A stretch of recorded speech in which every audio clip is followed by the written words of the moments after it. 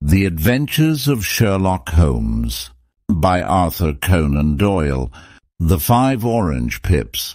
When I glance over my notes and records of the Sherlock Holmes cases between the years 82 and 90, I am faced by so many which present strange and interesting features that it is no easy matter to know which to choose and which to leave. Some, however, have already gained publicity through the papers, and others have not offered a field for those peculiar qualities which my friend possessed in so high a degree, and which it is the object of these papers to illustrate.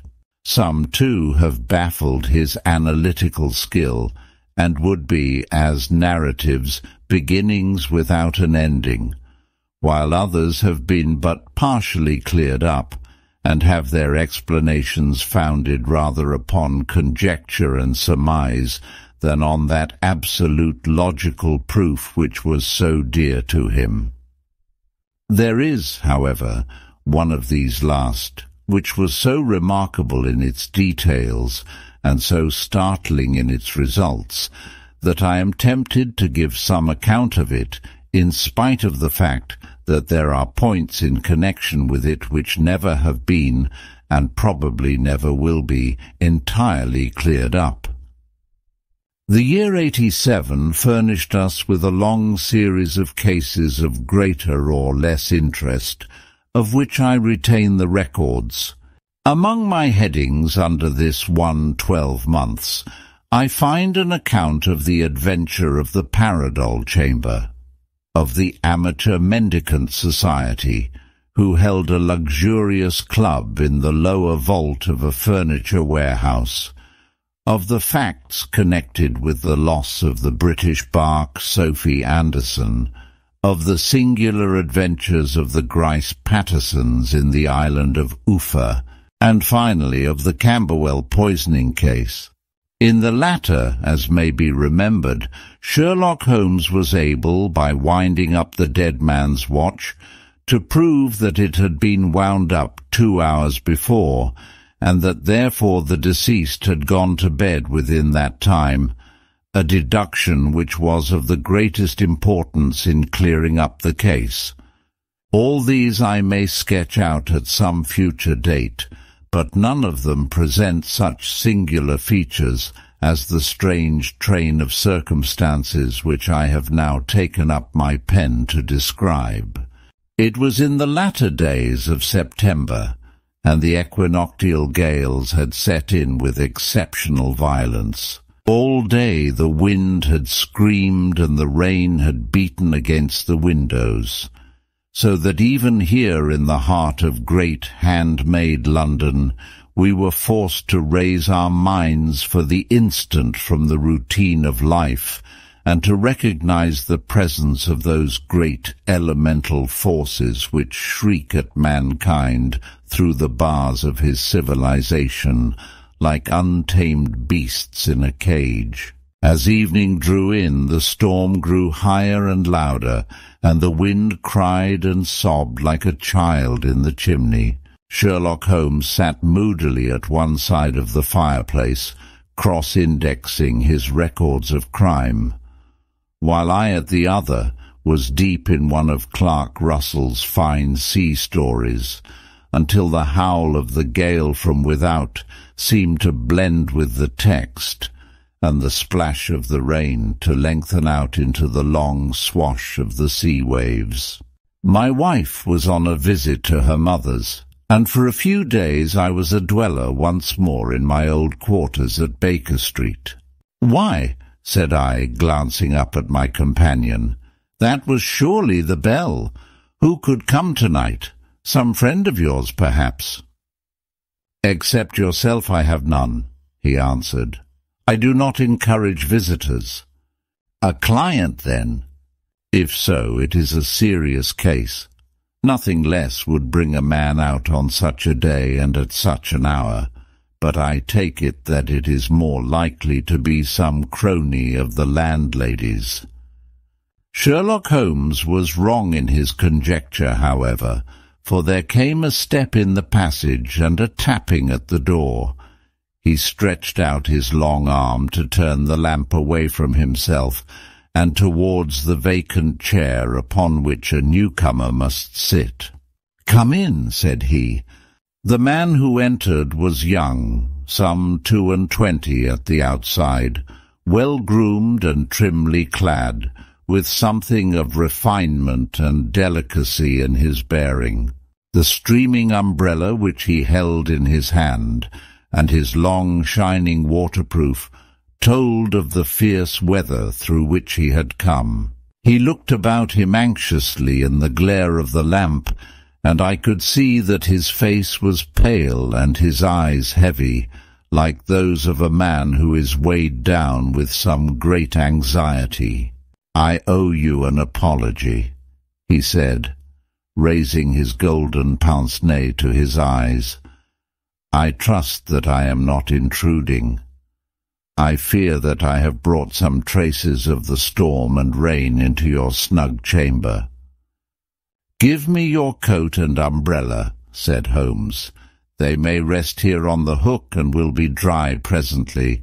You have come up from the southwest, I see." "Yes, from Horsham. That clay and chalk mixture which I see upon your toe-caps is quite distinctive. I have come for advice. That is easily got. And help. That is not always so easy. I have heard of you, Mr. Holmes.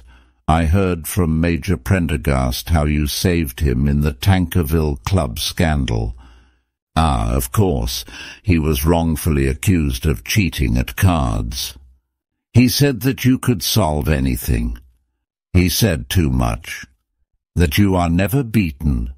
I have been beaten 4 times, 3 times by men, and once by a woman. But what is that compared with the number of your successes? It is true that I have been generally successful. Then you may be so with me.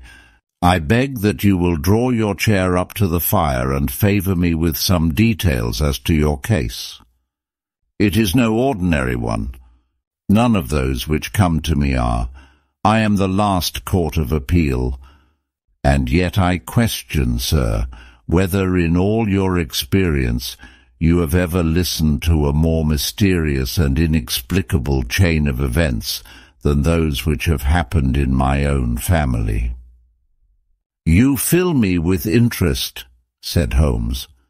"Pray give us the essential facts from the commencement, and I can afterwards question you as to those details which seem to me to be most important." The young man pulled his chair up and pushed his wet feet out towards the blaze. "My name," said he, "is John Openshaw, but my own affairs have, as far as I can understand, little to do with this awful business. It is a hereditary matter, so in order to give you an idea of the facts, I must go back to the commencement of the affair. You must know that my grandfather had 2 sons, my uncle Elias and my father Joseph. My father had a small factory at Coventry, which he enlarged at the time of the invention of bicycling.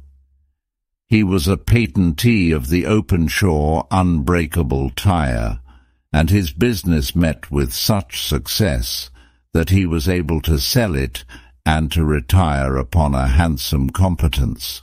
My uncle Elias emigrated to America when he was a young man and became a planter in Florida, where he was reported to have done very well. At the time of the war he fought in Jackson's army and afterwards under Hood, where he rose to be a colonel. When Lee laid down his arms, my uncle returned to his plantation, where he remained for 3 or 4 years. About 1869 or 1870, he came back to Europe and took a small estate in Sussex, near Horsham. He had made a very considerable fortune in the States, and his reason for leaving them was his aversion to the Negroes and his dislike of the Republican policy in extending the franchise to them. He was a singular man, fierce and quick-tempered, very foul-mouthed when he was angry, and of a most retiring disposition. During all the years that he lived at Horsham, I doubt if ever he set foot in the town. He had a garden and 2 or 3 fields round his house, and there he would take his exercise, though very often for weeks on end he would never leave his room. He drank a great deal of brandy and smoked very heavily, but he would see no society and did not want any friends, not even his own brother. He didn't mind me. In fact, he took a fancy to me, for at the time when he saw me first, I was a youngster of 12 or so. This would be in the year 1878, after he had been 8 or 9 years in England. He begged my father to let me live with him, and he was very kind to me in his way. When he was sober, he used to be fond of playing backgammon and draughts with me, and he would make me his representative both with the servants and with the tradespeople, so that by the time that I was 16, I was quite master of the house. I kept all the keys, and could go where I liked and do what I liked, so long as I did not disturb him in his privacy. There was one singular exception, however, for he had a single room, a lumber room up among the attics, which was invariably locked, and which he would never permit either me or anyone else to enter. With a boy's curiosity I have peeped through the keyhole, but I was never able to see more than such a collection of old trunks and bundles as would be expected in such a room. One day, it was in March, 1883, a letter with a foreign stamp lay upon the table in front of the Colonel's plate. It was not a common thing for him to receive letters, for his bills were all paid in ready money, and he had no friends of any sort. "From India," said he as he took it up. "Pondicherry postmark. What can this be?" Opening it hurriedly, out there jumped 5 little dried orange pips, which pattered down upon his plate. I began to laugh at this, but the laugh was struck from my lips at the sight of his face. His lip had fallen, his eyes were protruding, his skin the colour of putty, and he glared at the envelope which he still held in his trembling hand. "KKK!" he shrieked, and then, my God, my sins have overtaken me." "What is it, uncle?" I cried. "Death," said he, and rising from the table he retired to his room, leaving me palpitating with horror. I took up the envelope and saw scrawled in red ink upon the inner flap, just above the gum, the letter K 3 times repeated. There was nothing else save the 5 dried pips. What could be the reason of his overpowering terror? I left the breakfast table, and as I ascended the stair, I met him coming down with an old rusty key, which must have belonged to the attic, in one hand, and a small brass box like a cash box in the other. "They may do what they like, but I'll checkmate them still," said he with an oath. "Tell Mary that I shall want a fire in my room today, and send down to Fordham, the Horsham lawyer." I did as he ordered, and when the lawyer arrived I was asked to step up to the room. The fire was burning brightly, and in the grate there was a mass of black, fluffy ashes, as of burned paper, while the brass box stood open and empty beside it. As I glanced at the box, I noticed with a start that upon the lid was printed the treble K, which I had read in the morning upon the envelope. "I wish you, John," said my uncle, "to witness my will. I leave my estate, with all its advantages and all its disadvantages, to my brother, your father, whence it will, no doubt, descend to you. If you can enjoy it in peace, well and good. If you find you cannot, take my advice, my boy, and leave it to your deadliest enemy. I am sorry to give you such a two-edged thing, but I can't say what turn things are going to take.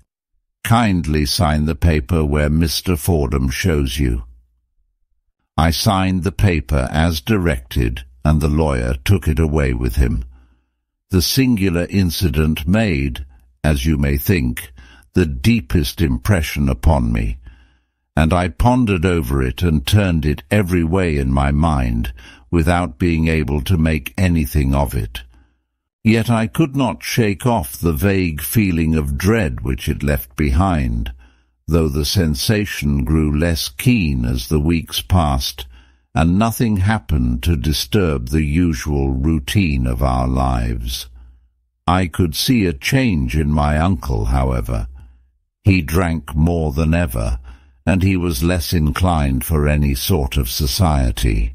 Most of his time he would spend in his room, with the door locked upon the inside, but sometimes he would emerge in a sort of drunken frenzy, and would burst out of the house and tear about the garden with a revolver in his hand, screaming out that he was afraid of no man, and that he was not to be cooped up, like a sheep in a pen, by man or devil. When these hot fits were over, however, he would rush tumultuously in at the door, and lock and bar it behind him, like a man who can brazen it out no longer against the terror which lies at the roots of his soul. At such times I have seen his face, even on a cold day, glisten with moisture, as though it were new, raised from a basin.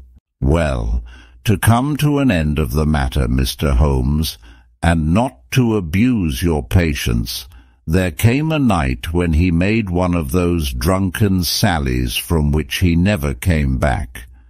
We found him, when we went to search for him, face downward in a little green-scummed pool, which lay at the foot of the garden.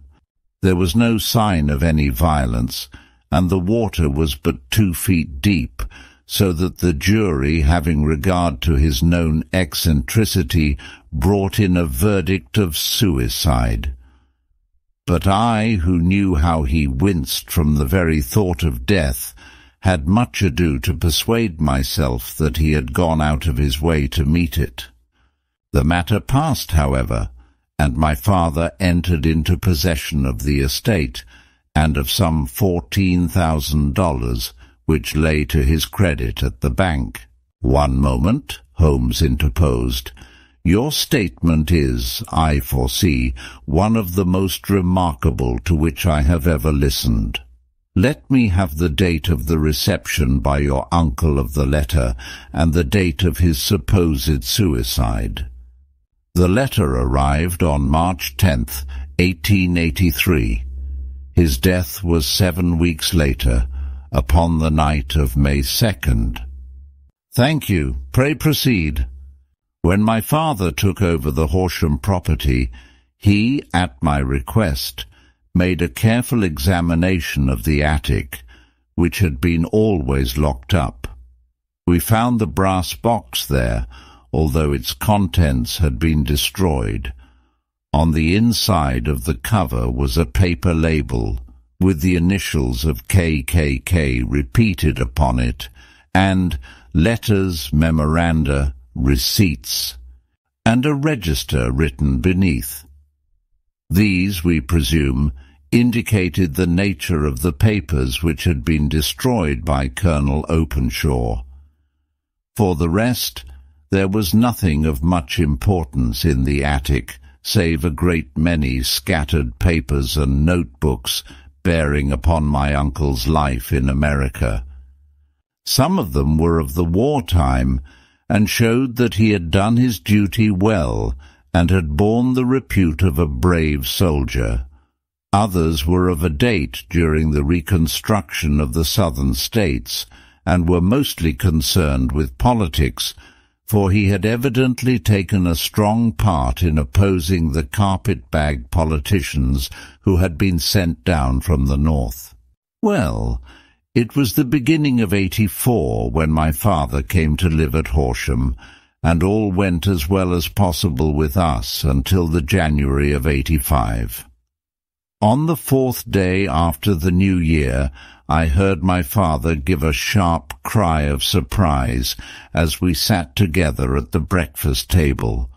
There he was, sitting with a newly opened envelope in one hand and 5 dried orange pips in the outstretched palm of the other one. He had always laughed at what he called my cock and bull story about the Colonel, but he looked very scared and puzzled now that the same thing had come upon himself. "Why, what on earth does this mean, John?" he stammered. My heart had turned to lead. "It is KKK," said I. He looked inside the envelope. "So it is," he cried. "Here are the very letters. But what is this written above them?" "Put the papers on the sundial," I read, peeping over his shoulder. "What papers? What sundial?" he asked. "The sundial in the garden." "There is no other," said I, "but the papers must be those that are destroyed." "Pooh," said he, gripping hard at his courage. "We are in a civilized land here, and we can't have tomfoolery of this kind. Where does the thing come from?" "From Dundee," I answered, glancing at the postmark. "Some preposterous practical joke," said he. "What have I to do with sundials and papers? I shall take no notice of such nonsense." "I should certainly speak to the police," I said. "And be laughed at for my pains. Nothing of the sort." "Then let me do so." "No, I forbid you. I won't have a fuss made about such nonsense." It was in vain to argue with him, for he was a very obstinate man. I went about, however, with a heart which was full of forebodings. On the 3rd day after the coming of the letter, my father went from home to visit an old friend of his, Major Freebody, who is in command of one of the forts upon Portsdown Hill. I was glad that he should go, for it seemed to me that he was farther from danger when he was away from home. In that, however, I was in error. Upon the 2nd day of his absence I received a telegram from the Major, imploring me to come at once. My father had fallen over one of the deep chalk pits which abound in the neighbourhood, and was lying senseless, with a shattered skull. I hurried to him, but he passed away without having ever recovered his consciousness. He had, as it appears, been returning from Fareham in the twilight, and as the country was unknown to him, and the chalk pit unfenced, the jury had no hesitation in bringing in a verdict of death from accidental causes. Carefully as I examined every fact connected with his death, I was unable to find anything which could suggest the idea of murder. There were no signs of violence, no footmarks, no robbery, no record of strangers having been seen upon the roads. And yet I need not tell you that my mind was far from at ease, and that I was well nigh certain that some foul plot had been woven round him. In this sinister way I came into my inheritance. You will ask me why I did not dispose of it. I answer, because I was well convinced that our troubles were in some way dependent upon an incident in my uncle's life, and that the danger would be as pressing in one house as in another. It was in January 85 that my poor father met his end, and 2 years and 8 months have elapsed since then. During that time I have lived happily at Horsham, and I had begun to hope that this curse had passed away from the family, and that it had ended with the last generation. I had begun to take comfort too soon, however. Yesterday morning the blow fell in the very shape in which it had come upon my father. The young man took from his waistcoat a crumpled envelope, and turning to the table, he shook out upon it 5 little dried orange pips. "This is the envelope," he continued. "The postmark is London Eastern Division. Within are the very words which were upon my father's last message, KKK, and then put the papers on the sundial." "What have you done?" asked Holmes. "Nothing." "Nothing?" "To tell the truth," he sank his face into his thin white hands, "I have felt helpless. I have felt like one of those poor rabbits when the snake is writhing towards it. I seem to be in the grasp of some resistless, inexorable evil which no foresight and no precautions can guard against." "Tut, tut!" cried Sherlock Holmes. "You must act, man, or you are lost. Nothing but energy can save you. This is no time for despair. I have seen the police. But they listened to my story with a smile. I am convinced that the inspector has formed the opinion that the letters are all practical jokes, and that the deaths of my relations were really accidents, as the jury stated, and were not to be connected with the warnings." Holmes shook his clenched hands in the air. "Incredible imbecility!" he cried. "They have, however, allowed me a policeman who may remain in the house with me. Has he come with you tonight?" "No. His orders were to stay in the house." Again Holmes raved in the air. "Why did you come to me?" he said. "And above all, why did you not come at once?" "I did not know. It was only today that I spoke to Major Prendergast about my troubles, and was advised by him to come to you. It is really 2 days since you had the letter. We should have acted before this. You have no further evidence, I suppose, than that which you have placed before us, no suggestive detail which might help us." "There is one thing," said John Openshaw. He rummaged in his coat pocket and, drawing out a piece of discoloured, blue-tinted paper, he laid it out upon the table. "I have some remembrance," said he, "that on the day when my uncle burned the papers, I observed that the small unburned margins which lay amid the ashes were of this particular colour. I found this single sheet upon the floor of his room, and I am inclined to think that it may be one of the papers which has, perhaps, fluttered out from among the others, and in that way has escaped destruction. Beyond the mention of pips, I do not see that it helps us much. I think myself that it is a page from some private diary. The writing is undoubtedly my uncle's." Holmes moved the lamp, and we both bent over the sheet of paper, which showed by its ragged edge that it had indeed been torn from a book.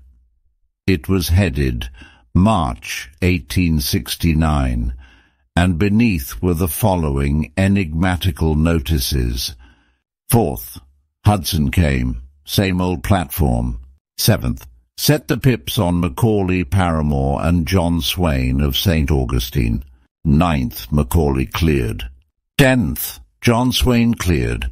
12th, visited Paramore, all well. Thank you, said Holmes, folding up the paper and returning it to our visitor. And now you must on no account lose another instant. We cannot spare time even to discuss what you have told me. You must get home instantly and act. What shall I do? There is but one thing to do. It must be done at once. You must put this piece of paper which you have shown us into the brass box which you have described. You must also put in a note to say that all the other papers were burned by your uncle, and that this is the only one which remains. You must assert that in such words as will carry conviction with them. Having done this, you must at once put the box out upon the sundial, as directed. Do you understand? Entirely. Do not think of revenge or anything of the sort at present. I think that we may gain that by means of the law, but we have our web to weave, while theirs is already woven. The first consideration is to remove the pressing danger which threatens you. The second is to clear up the mystery and to punish the guilty parties. I thank you, said the young man, rising and pulling on his overcoat. You have given me fresh life and hope. I shall certainly do as you advise. Do not lose an instant, and above all take care of yourself in the meanwhile, for I do not think that there can be a doubt that you are threatened by a very real and imminent danger. How do you go back? By train from Waterloo. It is not yet 9. The streets will be crowded, so I trust that you may be in safety, and yet you cannot guard yourself too closely. I am armed. That is well. Tomorrow I shall set to work upon your case. I shall see you at Horsham then? No, your secret lies in London. It is there that I shall seek it. Then I shall call upon you in a day or in 2 days with news as to the box and the papers. I shall take your advice in every particular. He shook hands with us and took his leave. Outside the wind still screamed, and the rain splashed and pattered against the windows. This strange, wild story seemed to have come to us from amid the mad elements blown in upon us like a sheet of seaweed in a gale, and now to have been reabsorbed by them once more. Sherlock Holmes sat for some time in silence, with his head sunk forward, and his eyes bent upon the red glow of the fire. Then he lit his pipe, and leaning back in his chair, he watched the blue smoke rings as they chased each other up to the ceiling. I think, Watson, he remarked at last, that of all our cases we have had none more fantastic than this, save perhaps the Sign of 4. Well, yes, save perhaps that. And yet this John Openshaw seems to me to be walking amid even greater perils than did the Sholtos. But have you, I asked, formed any definite conception as to what these perils are? There can be no question as to their nature, he answered. Then what are they? Who is this KKK, and why does he pursue this unhappy family? Sherlock Holmes closed his eyes and placed his elbows upon the arms of his chair, with his fingertips together. The ideal reasoner, he remarked, would, when he had once been shown a single fact in all its bearings, deduce from it not only all the chain of events which led up to it, but also all the results which would follow from it. As Cuvier could correctly describe a whole animal by the contemplation of a single bone, so the observer who has thoroughly understood one link in a series of incidents should be able to accurately state all the other ones, both before and after. We have not yet grasped the results which the reason alone can attain to. Problems may be solved in the study which have baffled all those who have sought a solution by the aid of their senses. To carry the art, however, to its highest pitch, it is necessary that the reasoner should be able to utilize all the facts which have come to his knowledge, and this in itself implies, as you will readily see, a possession of all knowledge, which, even in these days of free education and encyclopedias, is a somewhat rare accomplishment. It is not so impossible, however, that a man should possess all knowledge which is likely to be useful to him in his work, and this I have endeavored in my case to do.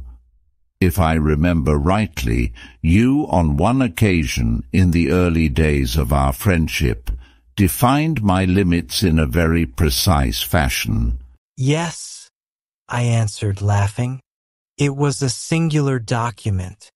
Philosophy, astronomy, and politics were marked at 0, I remember. Botany variable, geology profound as regards the mud stains from any region within 50 miles of town. Chemistry eccentric, anatomy unsystematic, sensational literature and crime records unique, violin player, boxer, swordsman, lawyer, and self-poisoner by cocaine and tobacco. Those, I think, were the main points of my analysis. The first was from Pondicherry, the second from Dundee, and the third from London. From East London. What do you deduce from that? They are all seaports. That the writer was on board of a ship. Excellent. We have already a clue. There can be no doubt that the strong probability is that the writer was on board of a ship. And now let us consider another point. In the case of Pondicherry, 7 weeks elapsed between the threat and its fulfillment. In Dundee, it was only some 3 or 4 days. Does that suggest anything? A greater distance to travel. But the letter had also a greater distance to come. Then I do not see the point. There is at least a presumption that the vessel in which the man or men are is a sailing ship.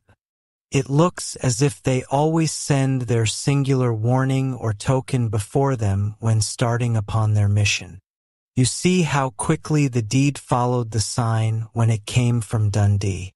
If they had come from Pondicherry in a steamer, they would have arrived almost as soon as their letter.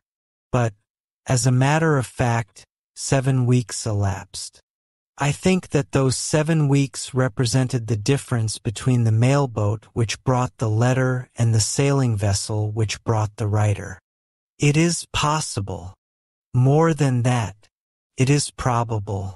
And now you see the deadly urgency of this new case, and why I urged young Openshaw to caution. The blow has always fallen at the end of the time which it would take the senders to travel the distance.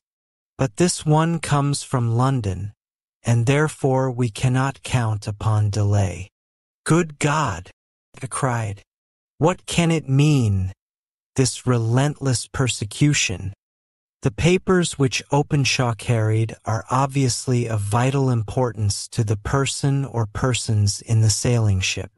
I think that it is quite clear that there must be more than one of them. A single man could not have carried out 2 deaths in such a way as to deceive a coroner's jury. There must have been several in it, and they must have been men of resource and determination. Their papers they mean to have be the holder of them who it may. In this way you see K ceases to be the initials of an individual and becomes the badge of a society. But of what society? Have you never said Sherlock Holmes, bending forward and sinking his voice, have you never heard of the Ku Klux Klan? I never have. Holmes turned over the leaves of the book upon his knee. "Here it is," said he presently. "Ku Klux Klan, a name derived from the fanciful resemblance to the sound produced by cocking a rifle.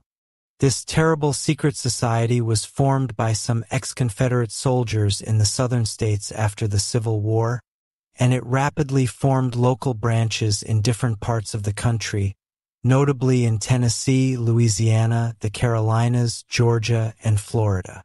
Its power was used for political purposes, principally for the terrorizing of the Negro voters and the murdering and driving from the country of those who were opposed to its views.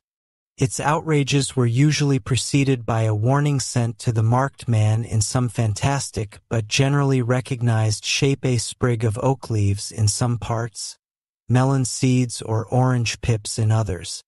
On receiving this, the victim might either openly abjure his former ways or might fly from the country.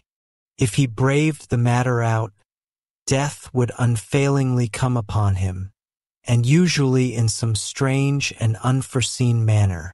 So perfect was the organization of the society, and so systematic its methods, that there is hardly a case upon record where any man succeeded in braving it with impunity, or in which any of its outrages were traced home to the perpetrators. For some years, the organization flourished in spite of the efforts of the United States government and of the better classes of the community in the South. Eventually, in the year 1869, the movement rather suddenly collapsed, although there have been sporadic outbreaks of the same sort since that date. "You will observe," said Holmes, laying down the volume, "that the sudden breaking up of the society was coincident with the disappearance of Openshaw from America with their papers. It may well have been cause and effect. It is no wonder that he and his family have some of the more implacable spirits upon their track. You can understand that this register and diary may implicate some of the first men in the South, and that there may be many who will not sleep easy at night until it is recovered. Then the page we have seen dash is such as we might expect. It ran, if I remember right, sent the pips to A, B, and C, that is, sent the society's warning to them. Then there are successive entries that A and B cleared or left the country, and finally that C was visited with, I fear, a sinister result for C. Well, I think, Doctor, that we may let some light into this dark place. And I believe that the only chance young Openshaw has in the meantime is to do what I have told him. There is nothing more to be said or to be done tonight. So hand me over my violin and let us try to forget for half an hour the miserable weather and the still more miserable ways of our fellow men." It had cleared in the morning, and the sun was shining with a subdued brightness through the dim veil which hangs over the great city.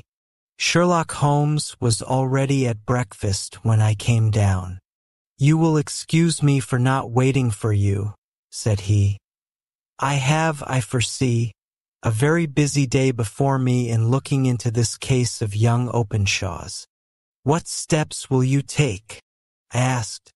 "It will very much depend upon the results of my first inquiries. I may have to go down to Horsham after all." "You will not go there first?" "No, I shall commence with the city. Just ring the bell and the maid will bring up your coffee." As I waited, I lifted the unopened newspaper from the table and glanced my eye over it. It rested upon a heading which sent a chill to my heart. "Holmes," I cried, "you are too late." "Ah," said he, laying down his cup. "I feared as much. How was it done?" He spoke calmly, but I could see that he was deeply moved. My eye caught the name of Openshaw, and the heading "Tragedy near Waterloo Bridge." Here is the account. "Between 9 and 10 last night, Police Constable Cook, of the H Division, on duty near Waterloo Bridge, heard a cry for help and a splash in the water.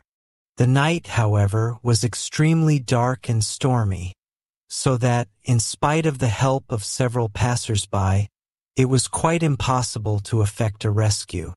The alarm, however, was given, and, by the aid of the water police, the body was eventually recovered.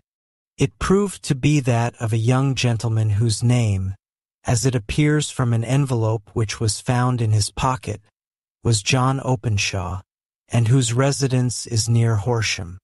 It is conjectured that he may have been hurrying down to catch the last train from Waterloo Station, and that in his haste and the extreme darkness he missed his path and walked over the edge of one of the small landing places for river steamboats. The body exhibited no traces of violence, and there can be no doubt that the deceased had been the victim of an unfortunate accident, which should have the effect of calling the attention of the authorities to the condition of the riverside landing stages. We sat in silence for some minutes, Holmes more depressed and shaken than I had ever seen him. "That hurts my pride, Watson," he said at last. "It is a petty feeling, no doubt, but it hurts my pride. It becomes a personal matter with me now, and, if God sends me health, I shall set my hand upon this gang. That he should come to me for help, and that I should send him away to his death dash." He sprang from his chair and paced about the room in uncontrollable agitation, with a flush upon his sallow cheeks and a nervous clasping and unclasping of his long, thin hands. "They must be cunning devils," he exclaimed at last. "How could they have decoyed him down there? The embankment is not on the direct line to the station. The bridge, no doubt, was too crowded, even on such a night, for their purpose. Well, Watson, we shall see who will win in the long run. I am going out now." "To the police?" "No, I shall be my own police. When I have spun the web they may take the flies, but not before. All day I was engaged in my professional work, and it was late in the evening before I returned to Baker Street. Sherlock Holmes had not come back yet. It was nearly 10 o'clock before he entered, looking pale and worn. He walked up to the sideboard, and tearing a piece from the loaf he devoured it voraciously, washing it down with a long draught of water. "You are hungry," I remarked. "Starving. It had escaped my memory. I have had nothing since breakfast." "Nothing? Not a bite. I had no time to think of it. And how have you succeeded? Well, you have a clue?" "I have them in the hollow of my hand. Young Openshaw shall not long remain unavenged. Why, Watson, let us put their own devilish trademark upon them. It is well thought of. What do you mean?" He took an orange from the cupboard, and tearing it to pieces he squeezed out the pips upon the table. Of these he took 5 and thrust them into an envelope. On the inside of the flap he wrote S.H. for J.O.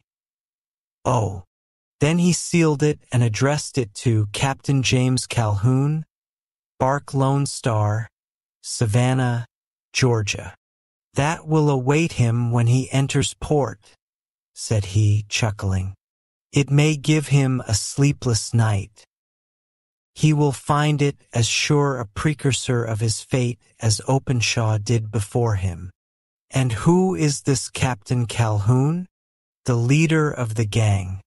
I shall have the others, but he first." "How did you trace it, then?" He took a large sheet of paper from his pocket, all covered with dates and names. "I have spent the whole day," said he, "over Lloyd's registers and files of the old papers, following the future career of every vessel which touched at Pondicherry in January and February in '83. There were 36 ships of fair tonnage which were reported there during those months. Of these, one, the Lone Star, instantly attracted my attention, since, although it was reported as having cleared from London, the name is that which is given to one of the states of the Union. Texas, I think. I was not and am not sure which, but I knew that the ship must have an American origin. What then? I searched the Dundee records, and when I found that the bark Lone Star was there in January '85, my suspicion became a certainty. I then inquired as to the vessels which lay at present in the port of London. Yes, the Lone Star had arrived here last week. I went down to the Albert Dock and found that she had been taken down the river by the early tide this morning, homeward bound to Savannah. I wired to Gravesend and learned that she had passed some time ago, and as the wind is easterly I have no doubt that she is now past the Goodwins and not very far from the Isle of Wight. What will you do then? Oh, I have my hand upon him. He and the two mates are, as I learn, the only native-born Americans in the ship. The others are Finns and Germans. I know also that they were all three away from the ship last night. I had it from the stevedore who has been loading their cargo. By the time that their sailing ship reaches Savannah, the mailboat will have carried this letter, and the cable will have informed the police of Savannah that these three gentlemen are badly wanted here upon a charge of murder. There is ever a flaw, however, in the best laid of human plans, and the murderers of John Openshaw were never to receive the orange pips which would show them that another, as cunning and as resolute as themselves, was upon their track. Very long and very severe were the equinoctial gales that year. We waited long for news of the Lone Star of Savannah, but none ever reached us. We did at last hear that somewhere far out in the Atlantic a shattered sternpost of a boat was seen swinging in the trough of a wave, with the letters L.S. carved upon it, and that is all which we shall ever know of the fate of the Lone Star.